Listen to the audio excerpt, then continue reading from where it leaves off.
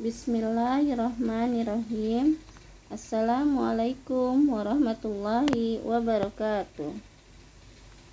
Apa kabar anak-anak soleh? Semoga hari ini kalian selalu dalam keadaan sehat ya nak. Sudahkah hari ini kalian siap belajar? Ayo semangat lagi belajarnya ya nak.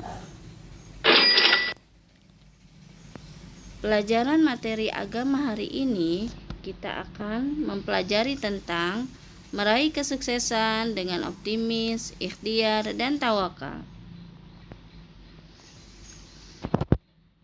Sebelum kita belajar, kita berdoa dulu ya. Bismillahirrahmanirrahim. Raditu billahi rabba wa bil islami dina wa bi muhammadin nabiyya wa rasula. Rabbi zidni ilman warzuqni fahman.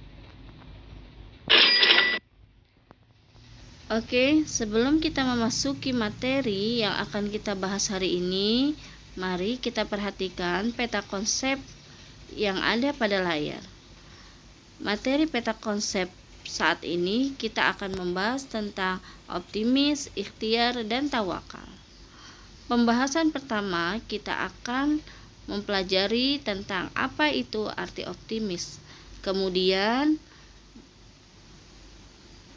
mempelajari dalil naklinya, memahaminya tentang optimis dari ayat Al-Quran, dan menampilkan contoh-contoh perilaku optimis sesuai dengan Al-Quran. Setelah itu, kita juga akan mempelajari tentang ikhtiar. Apa itu ikhtiar? Kemudian dalil naklinya, yaitu ayat Al-Qurannya yang berkaitan dengan ikhtiar. Setelah kita memahaminya, kita pun dapat menampilkan contoh-contoh perilaku ikhtiar sesuai dengan ayat Al-Quran. Kemudian kita juga mempelajari tentang tawakal. Apa itu tawakal? Dan mempelajarinya dari ayat Al-Quran tentang arti tawakal, serta contoh-contoh tawakal yang tepat sesuai dengan Al-Quran. Setelah semua pembelajaran itu kita pahami dengan baik, maka ibu berharap kalian dapat menampilkan sikap yang mulia, yaitu sikap yang memiliki mental yang tangguh, tidak mudah putus asa, senang berusaha dan mencoba hal-hal yang baik, dan tidak takut pada kegagalan. Memiliki jiwa yang tenang karena tahu bahwa segala sesuatunya itu dipasrahkan kepada Allah. Saat mendapat kesuksesan dihadapi dengan rasa yang saat mendapati kesuksesan dihadapi dengan sikap rasa bersyukur dan tidak dengan kesombongan. Namun saat belum sukses tetap bersabar, tetap berusaha dan tidak putus asa.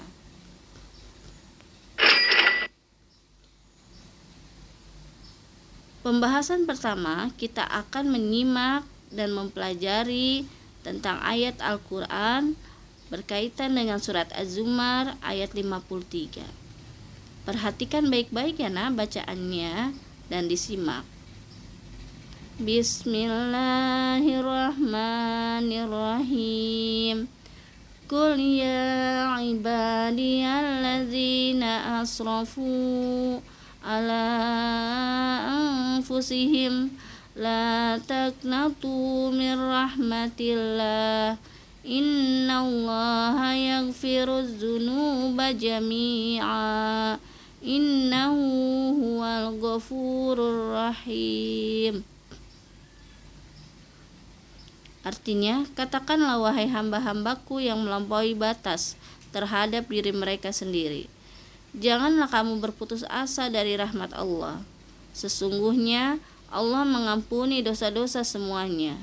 Sungguh, Dialah yang Maha Pengampun, Maha Penyayang. Ayat selanjutnya yaitu surat An-Najm ayat 39 sampai dengan 42. Perhatikan dan simak baik-baik ya nak. Bismillahirrahmanirrahim. Wa alaysa lil insani illa ma sa'a wa anna sa'yahu sawfa yura summa yujzahul jazaa'al awfa wa anna ila rabbikal muntaha. Artinya, dan bahwasanya seorang manusia tiada memperoleh selain apa yang telah diusahakannya, dan bahwasanya usaha itu kelak akan diperlihatkan kepadanya. Kemudian akan diberi balasan kepadanya dengan balasan yang paling sempurna. Dan bahwasanya kepada Tuhan mula kesudahan segala sesuatu.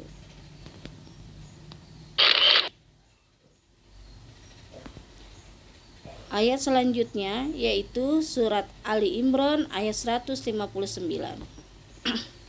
Perhatikan dan simak baik-baik. Bismillahirrahmanirrahim.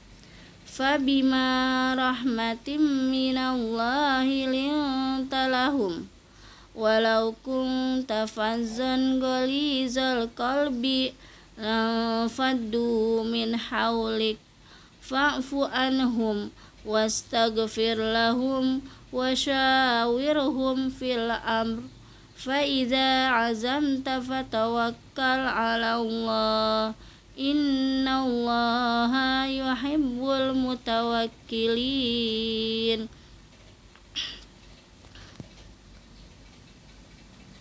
Artinya, maka disebabkan rahmat dari Allah lah kamu berlaku lemah lembut terhadap mereka. Sekiranya kamu bersikap keras lagi berhati kasar, tentulah mereka menjauhkan diri dari sekelilingmu. Karena itu, maafkanlah mereka. Mohonkanlah ampun bagi mereka. Dan bermusyawarahlah dengan mereka dalam urusan itu. Kemudian, apabila kamu telah membulatkan tekad, maka bertawakallah kepada Allah. Sesungguhnya Allah menyukai orang-orang yang bertawakal kepadanya.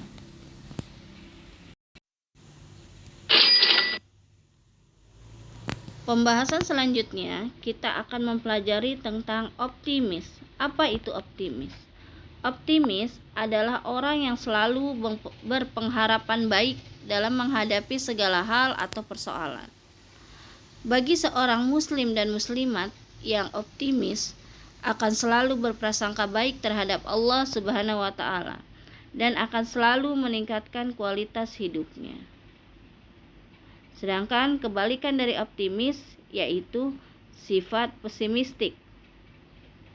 Orang yang bersifat pesimistik yang dalam hidupnya dia tidak akan pernah mengalami kemajuan karena dia khawatir akan memperoleh kegagalan, kekalahan, sehingga dia takut mencoba. Berikut adalah contoh dari perilaku optimis.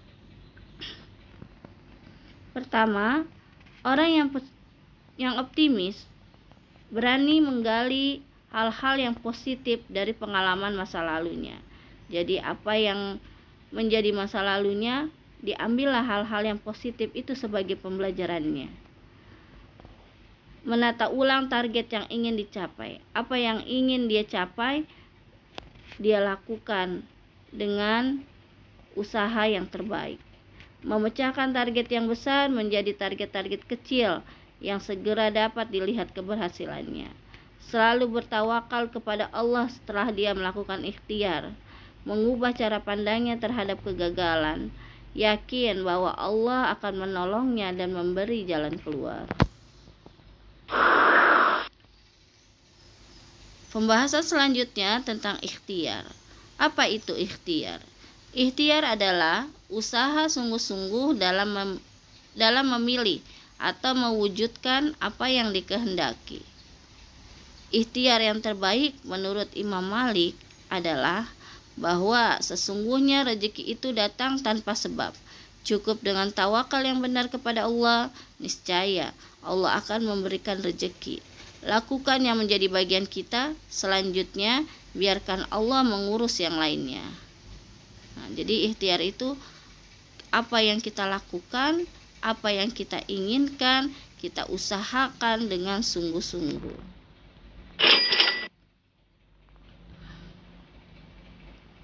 Pembahasan selanjutnya tentang tawakal. Arti tawakal kita bagi menjadi dua, yaitu pengertian tawakal menurut bahasa.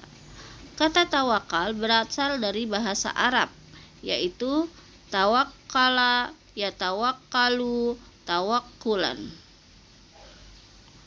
Artinya berserah diri, mewakilkan. Sedangkan arti tawakal menurut istilah adalah berserah diri kepada Allah atau menyerahkan suatu urusan kepada kebijaksanaan Allah Subhanahu wa Ta'ala yang mengatur segala-galanya. Berikut adalah beberapa perilaku tawakal dalam kehidupan sehari-hari, yaitu melakukan segala sesuatu atas dasar niat ibadah karena Allah, tidak menggantungkan keberhasilannya kepada usaha selain Allah, bersikap pasrah dan siap menerima apapun yang akan terjadi, tidak memaksakan kehendak atau keinginan kepada siapapun dan pihak manapun, selalu bersikap tegar dan tenang, baik dalam menerima keberhasilan maupun kegagalan. Jadi kalau kalian tawakal, hal yang pertama kalian lakukan adalah berusaha sungguh-sungguh dengan diniatkan karena Allah. Kemudian pasrahkan segalanya kepada Allah dan tidak memaksakan kehendaknya harus sukses, harus berhasil, tidak, tapi cukup dengan usaha karena Allah dan menggantungkan keberhasilannya hanya kepada Allah. Siapkan sikap yang tegar dan tenang untuk menghadapi apapun hasil dari usaha yang kalian peroleh.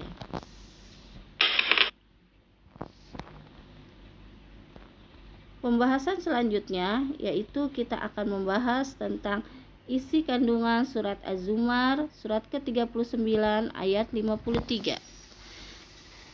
Dalam surat ini Allah Subhanahu wa Ta'ala menyeru kepada hamba-hambanya yang melampaui batas agar tidak berputus asa dari rahmat Allah.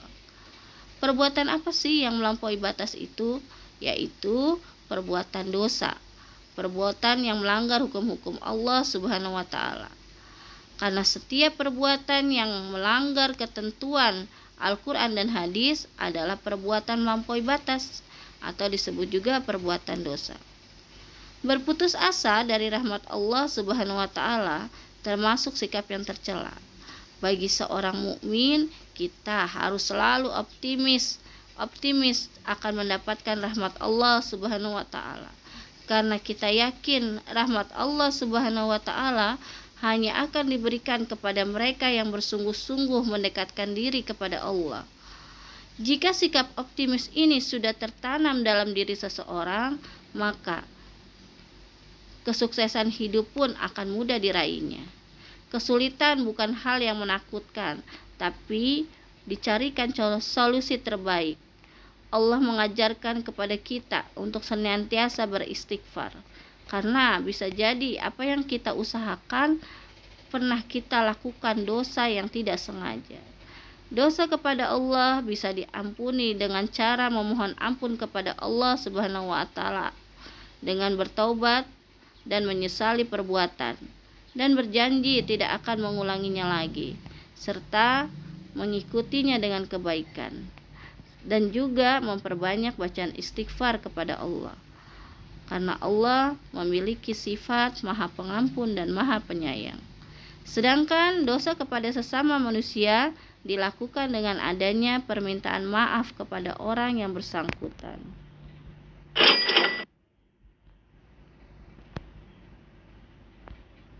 Selanjutnya kita juga akan membahas tentang isi kandungan surat An-Najm ayat 39 sampai dengan 42.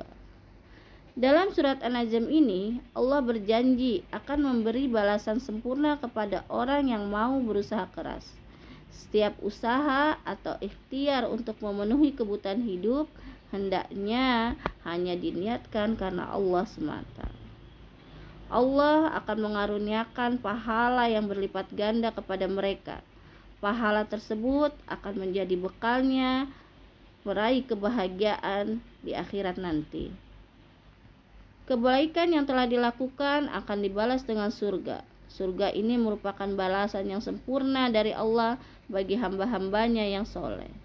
Maka untuk meraihnya, seorang hamba perlu berikhtiar sekuat tenaga dengan melaksanakan perintah Allah. Menjauhi larangannya dilakukan dengan ikhlas dan sungguh-sungguh karena Allah. Begitupun jika kalian ingin meraih juara, ingin meraih cita-cita, maka hal yang harus kalian lakukan adalah belajar dengan sungguh-sungguh. Rajin belajar, rajin berlatih, ikhtiar sekuat tenaga dan berdoa kepada Allah. Jika ikhtiarnya dilakukan karena Allah, maka ikhtiar itu akan bernilai ibadah di sisi Allah. Ikhtiar sekuat tenaga dan niat yang benar serta berdoa kepada Allah, maka hasil kesuksesan hidup pun akan mudah dicapai. Berikhtiar juga dapat mendatangkan manfaat bagi pelakunya. Ya, berikhtiar itu mendapatkan manfaat bagi pelakunya, seperti dengan berikhtiar kalian di sana berlatih mandiri, menghargai usaha sendiri, tidak mudah putus asa, merasa puas hati karena usahanya maksimal. Sekaligus dengan ikhtiar akan mengantarkan seseorang pada martabat yang tinggi di sisi manusia dan terhormat di hadapan Allah.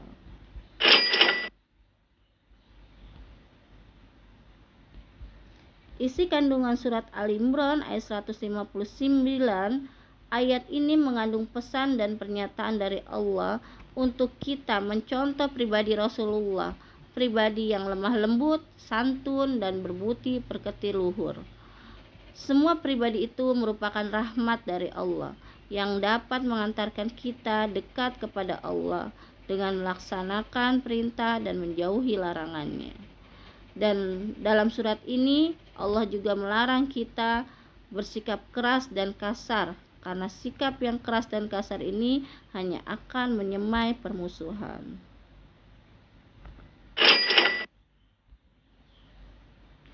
Melalui ayat ini Allah juga memerintahkan kita untuk mencontoh Rasulullah SAW untuk selalu memohonkan ampun atas dosa kesalahan orang-orang lain, baik para sahabat maupun teman-teman kita.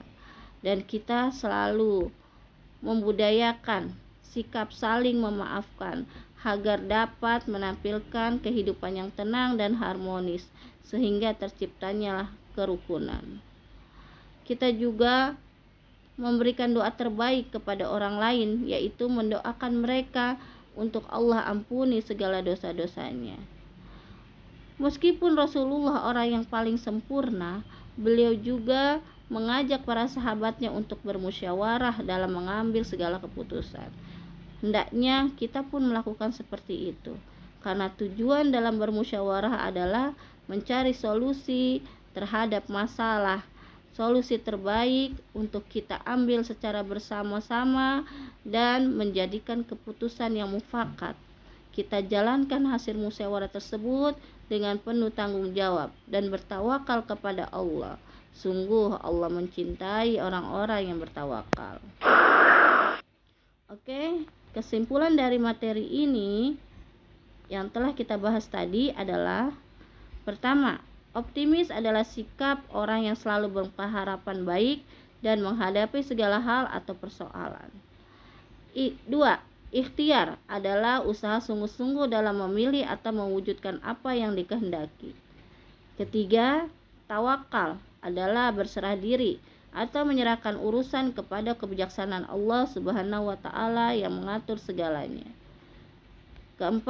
Isi kandungan surat Az-Zumar surat ke-39 ayat 53 ini Allah Subhanahu wa Ta'ala menyeru hamba-hambanya yang melampaui batas agar tidak berputus asa dari rahmat Allah Subhanahu wa Ta'ala.